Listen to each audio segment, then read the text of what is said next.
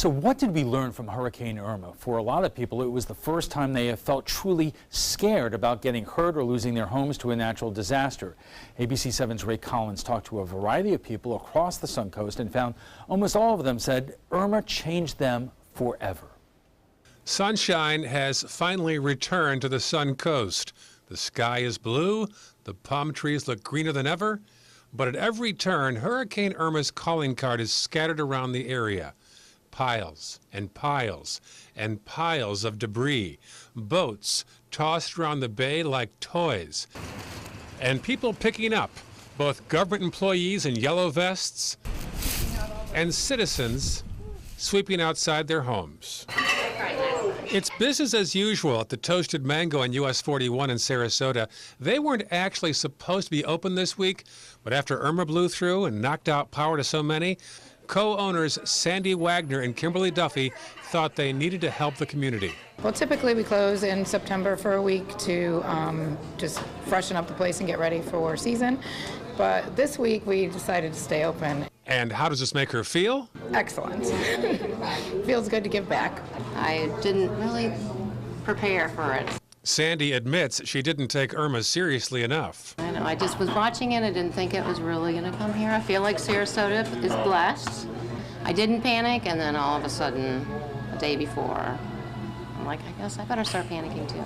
And she admits Irma has changed how she'll prepare for future hurricanes. No, I think I'm going to go out and get all that stuff right now. It caused me to kind of rethink all the things you need and you take for granted.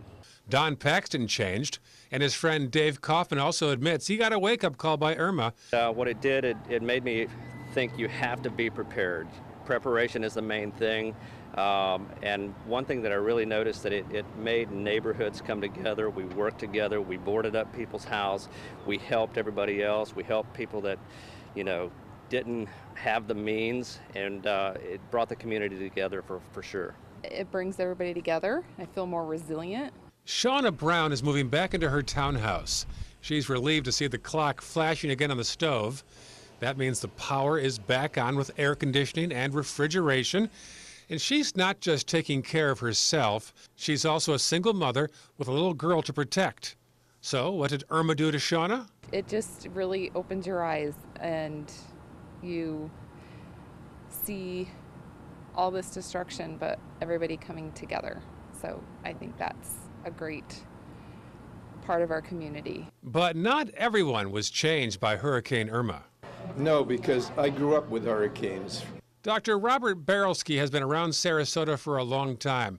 He was the top man at USF Sarasota Manatee and New College through the 1980s. This Harvard graduate grew up in New England and will never forget being scarred by Hurricane Carol back in 1954. The trauma of the ones when I was a kid, when we were surged and all of that stuff, in 140-mile-an-hour winds, going through the eye wall. My sister and I were 11 and 13 and left alone in the house at the time while my dad thought he was helping somebody else. And as for Irma, it got me upset, yeah. The main thing was the way people were panicking too much, and it makes it hard to prepare well. Hard to prepare or not, Kimberly Duffy says this week changed her in more ways than she even realizes. This has been a tremendous week of community, I feel like, through the whole city, and it's been really nice. So it's nice to give back. In Sarasota, Ray Collins, ABC 7, your Suncoast News.